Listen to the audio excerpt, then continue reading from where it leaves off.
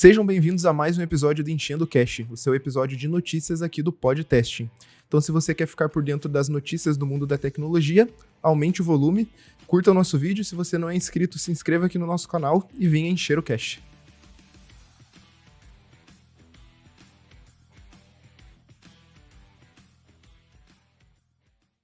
O TikTok retorna às lojas da Apple e do Google nos Estados Unidos após o banimento temporário. Voltou às lojas desses aplicativos após quase um mês de suspensão. O aplicativo havia sido removido dia 18 de janeiro desse ano, para cumprir uma lei que exigia a sua controladora, que é a ByteDance, a vender a plataforma ou enfrentar um banimento no país. É que eles estavam com esse confronto direto, né? Entre China e Estados Unidos, como sempre, né? Após sua posse, o presidente Donald Trump adiou a aplicação na lei até dia 5 de abril de 2025, permitindo que o TikTok retomasse suas operações. Durante o período de suspensão, muitos usuários migraram para o RedNote, que é outro aplicativo de rede social chinesa. Trocaram 6 por meia dúzia, né? Ali não tem como parar os chineses, né, cara? Eles sempre vão ter uma rede social para substituir o que tá no caminho. Eu não duvido que se o TikTok fosse banido e não tivesse mais como acessar nos Estados Unidos, teria um aplicativo exatamente igual, que eles iriam conseguir fazer esses usos ali de vídeos e... Com certeza. Essa mídia hoje em dia tá bem forte. O governo dos Estados Unidos argumenta que o TikTok representa um risco à segurança nacional devido ao acesso da ByteDance aos dados dos usuários. Mas, por outro lado, o TikTok nega essas acusações e afirma que a lei viola os direitos da primeira emenda dos usuários. Trump, que antes apoiava a proibição do TikTok, agora sugere que a empresa tenha metade da sua propriedade em mãos americanas. E entre os interessados na compra estão o investidor Kevin O'Leary, o empresário Frank McCourt e o youtuber MrBeast. O CEO do TikTok, o Shou Xiu, marcou presença na cerimônia de posse de Trump, reforçando as negociações para o futuro da plataforma nos Estados Unidos. E toda vez que a gente fala sobre isso, eu sempre falo pro pessoal ir lá olhar o julgamento do TikTok, que ele é muito engraçado, cara. Tem os caras lá da corte dos Estados Unidos perguntando que se eles entrarem no avião e ligarem o modo avião, umas perguntas assim, né? se o TikTok vai conseguir se comunicar com o avião, cara. E eu fico assim, cara... O cara perguntando, pô, se eu acessar a internet aqui, o TikTok sabe que eu acesso a internet? E o cara fica tipo... Cara, precisa de internet, né? É um argumento que eles acham que vão conseguir ali pra tentar mudar alguma coisa, né? Daí fica o Shou Xiu ali, que é o CEO, né? Sim, tal coisa, né? Ele fica só respondendo assim. É muito bom, cara. Muito bom ver as pessoas velhas falarem de internet. E agora, pulando pro nosso tópico de segurança, mas ainda continuando falando dos aplicativos da China, a Coreia do Sul suspendeu os downloads da DeepSeek devido às violações de privacidade. A Coreia do Sul suspendeu formalmente novos downloads do chatbot de inteligência artificial chinês, o DeepSeek, até que eles façam alterações em seu aplicativo móvel para cumprir as regulamentações de proteção de dados. Os downloads foram pausados a partir do dia 15 de fevereiro de 2025, às 18 horas no horário local, informou a Comissão de Proteção e Informações Pessoais, a PIPC, em um comunicado. Que a PIPC é muito parecido com a ANPD que a gente tem aqui, que é a Agência Nacional de Proteção de Dados, né? A agência informou que iniciou sua própria análise do DeepSeek logo após o seu lançamento e que identificou algumas deficiências nas funções de comunicação e nas políticas de processamento de informações pessoais com provedores de serviços terceiros. Segundo a PIPC, o DeepSeek nomeou recentemente um representante local e a empresa reconheceu que não considerou as leis de privacidade do país ao lançar o serviço. Que não pode, né, cara? Cada país tem suas leis, a gente tem que ficar de acordo com elas, né? Por isso, o download do DeepSeek estão suspensos até que a empresa implemente as melhorias necessárias para garantir a conformidade com a Lei de Proteção de Informações Pessoais. Essa suspensão temporária do aplicativo DeepSeek impede novos downloads nas lojas de aplicativos, e pedimos que os usuários existentes utilizem o serviço com cautela, evitando inserir informações pessoais no prompt de comando até que os resultados finais sejam anunciados, destacou a agência. Então ali pro pessoal que tá planejando fazer investimento de empresa baseado no DeepSeek, né, tem que dar aquela segurada, não dá pra colocar dados pessoais lá ainda. Isso. Eu não sei se eu falei aqui, mas é só pro aplicativo móvel por enquanto que eles estão incomodando, cara. Pro web ele funciona normalmente. E... ainda falando sobre o DeepSeek, né, cara, as acusações não param por aí, né? A Itália ordenou o bloqueio do chatbot, alegando falta de informações sobre a utilização de dados pessoais. A Irlanda e a França solicitaram ao DeepSeek informações sobre coleta de dados de usuários. Taiwan, que é considerado por Pequim como território chinês, proibiu o uso do DeepSeek por agências governamentais. A Austrália ordenou a remoção de programas da empresa chinesa de todos os dispositivos do governo. E segundo o The Wall Street Journal, congressistas norte-americanos estão planejando uma lei para banir o chatbot de dispositivos administrados pelo governo dos Estados Unidos. Então, tipo, o DeepSeek tá andando em saias justas. Pior que essas acusações, elas vêm desde o lançamento dele, né? Se for ver essas polêmicas, né? Principalmente aqui no Ocidente, ele tá sendo banido. E principalmente por conta da segurança que o aplicativo fornece, né? Sim. São informações que acabam que não estão sendo fornecidas para os usuários a respeito dos dados. E, continuando a notícia, porque essa notícia ali da Coreia do Sul ter bloqueado o aplicativo, ela é do dia 15. Só que alguns dias depois, a Coreia do Sul acusou a DeepSeek de compartilhar os dados com a ByteDance, que é a dona do TikTok, que justamente era o medo dos Estados Unidos, né? Porque a ByteDance é uma empresa chinesa e esse era o medo da... Na verdade, eu não sei se ela é chinesa ou ela é de Singapura. Porque o dono é o Shou-Shiu é singapuriano, né? Mas enfim, o medo deles é que o partido chinês lá consiga usar esses dados, né? E foi justamente o que a Coreia do Sul acabou acusando. Então, dias depois de anunciar a suspensão do download do aplicativo da DeepSeek, a Coreia do Sul acusou a startup chinesa DeepSeek de compartilhar dados de usuários com a dona da TikTok na China. Nós confirmamos que a DeepSeek está comunicando com a ByteDance, disse o regulador de proteção de dados da Coreia do Sul à agência de notícias de Yonhap.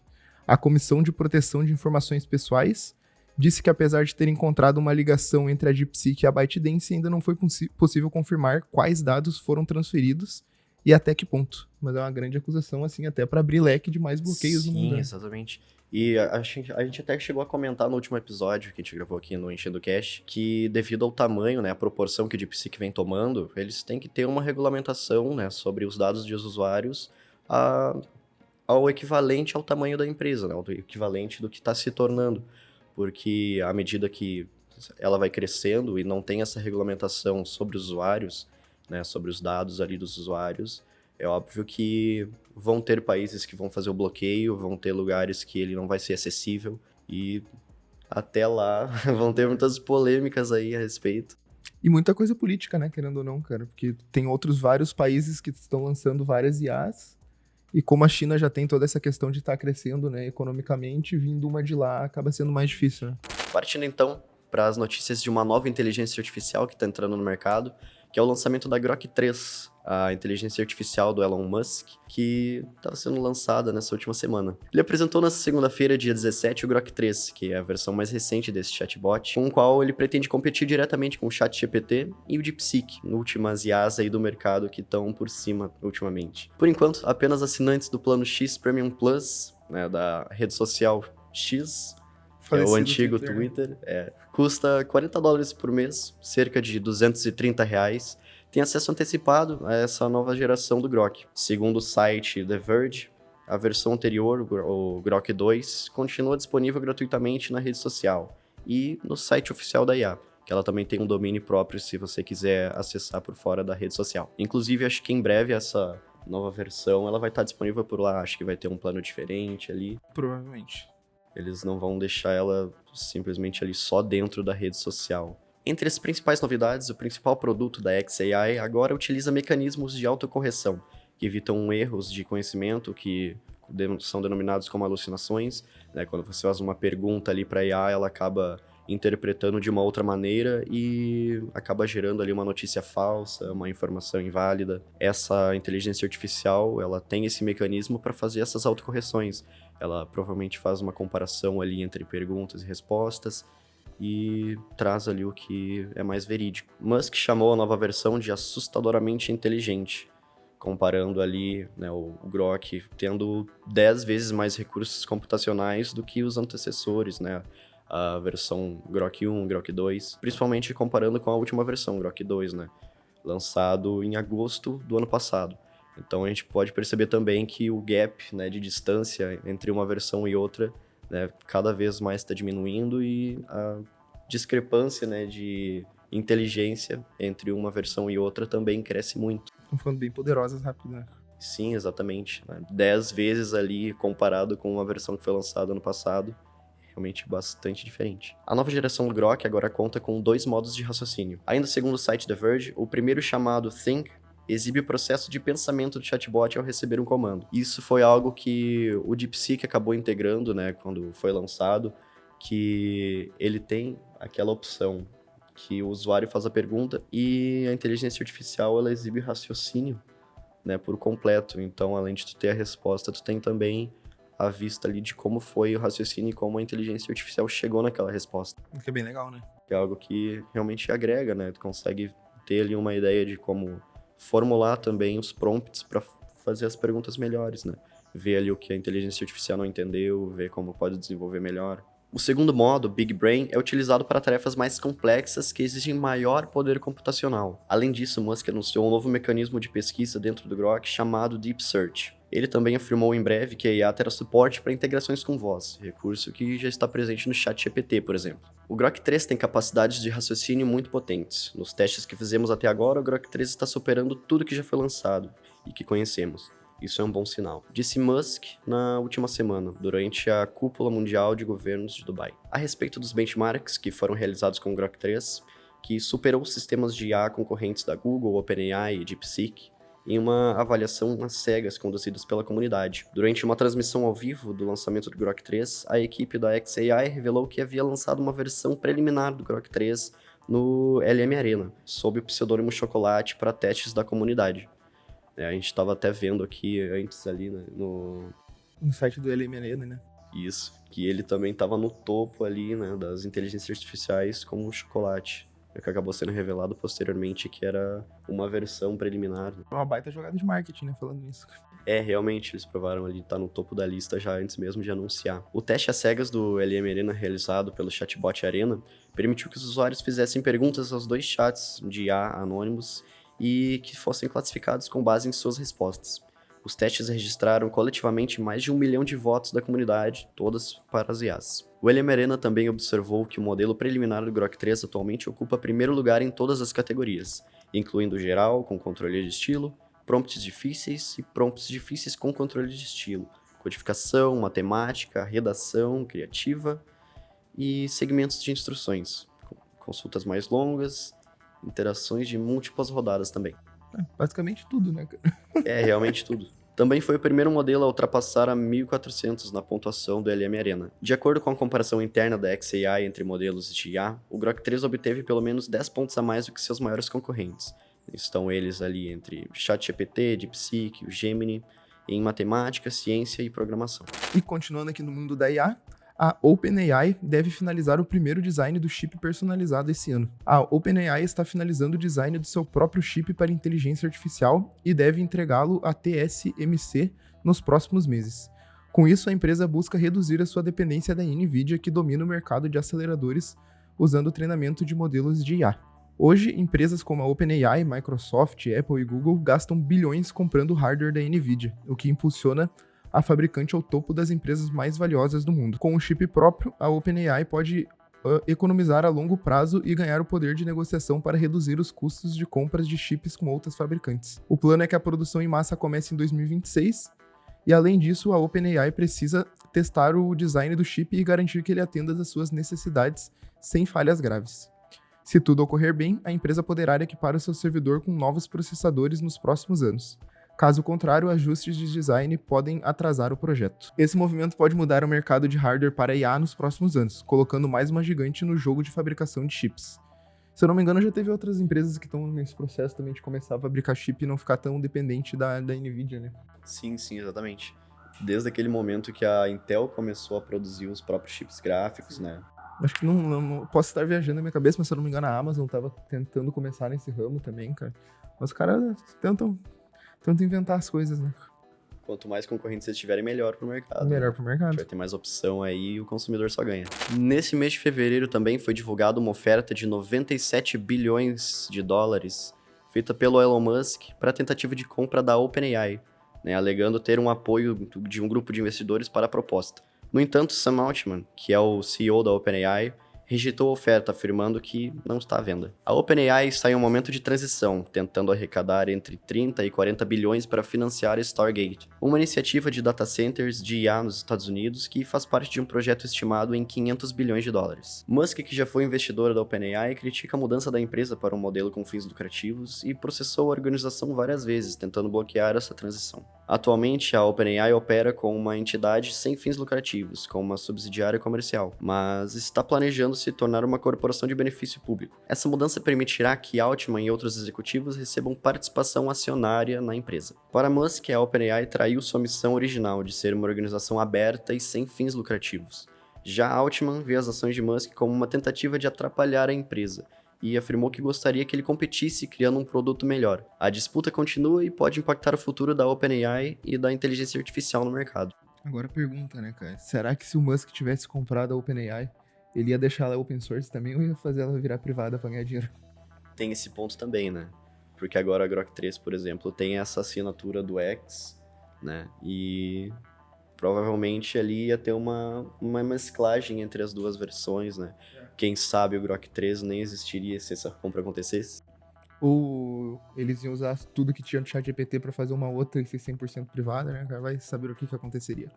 E continuando aqui nos nossos tópicos de IA, pesquisadores demonstraram a capacidade de autorreplicação de modelos de IA, quase virando um eu robô, né? Quem nunca assistiu o filme, assista, é muito bom. Os experimentos foram conduzidos utilizando o Llama 3170B Instruct da Meta e o Qwen 2572B Instruct do Alibaba. Em 10 testes realizados em ambientes controlados, os sistemas conseguiram criar réplicas separadas e funcionais de si mesmo, em 50% e 90% dos casos, respectivamente. A equipe alerta que este comportamento pode ser um indício precoce de IAs rebeldes, onde a tecnologia desenvolve autonomia e age contra interesses humanos. As informações são do site Space.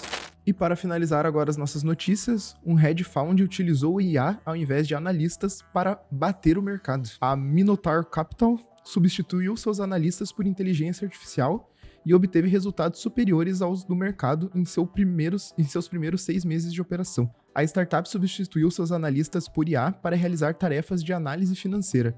A aposta retornou 13,7% para a empresa, enquanto o mercado valorizou somente 6,7%. Segundo uma das fundadoras, a startup investiu em inteligência artificial, pois ela é muito mais rápida e barata que os analistas, praticamente metade do preço. E como funciona, né? O pessoal deve estar se perguntando. Esse modelo de linguagem examina cerca de 5.000 artigos e gera um relatório de aproximadamente 2.000 palavras sobre ações que ele identifica com potencial para dobrar de valor em 3 anos ou crescer 10 vezes na próxima década. A estratégia da Minotaur Capital pode ser o pontapé inicial para uma revolução no mercado financeiro. A aposta nas IAs no lugar de analistas, já que elas podem fazer esse trabalho para grandes corporações e também para pequenos investidores. E já não é de hoje que elas estão sendo usadas no mercado financeiro. No ano passado, vários hedge funds já utilizaram os chatbots avançados de IA para realizar pesquisas com muito menos tempo e praticidade. E lá em 2016, a Bridgewater Associates, maior hedge fund no mundo na época, já estava investindo na inteligência artificial. Naquele ano, eles já haviam trocado alguns gestores por IA para automatizar a tomada de decisões dentro da empresa. O que faz muito sentido, né? Porque para fazer análise de dados, a IA é muito boa, né, cara? E o que é investimento se não análise de dados de vários anos de investimento, né, cara? Então faz um pouco sentido. Eu só não sei como que seria a IA mediante a grande crise de mercado, que nem a gente teve lá, por a crise de 1921, a crise de 2008, se eu não me engano, foi outra crise que teve, né? Como que ela vai se comportar nesses momentos, porque ela não vai ter muito dado para analisar dados parecidos, né? Vamos ter que acompanhar. É isso que eu também acho, que a mescla entre tu ter um analista e o uso da IA, né, os dois juntos ali, eles podem ser uma combinação também muito boa, né? Mas o argumento que eles também têm contra isso é o custo, né, de tu manter um analista e de tu só usar uma inteligência artificial. Mas vamos ver o que o mercado aguarda aí e ver o que acontece. Então esse foi o nosso episódio de hoje. Espero que todo mundo tenha gostado das nossas notícias. A gente trouxe bastante coisa sobre IA, que é o que está bem em alta no momento.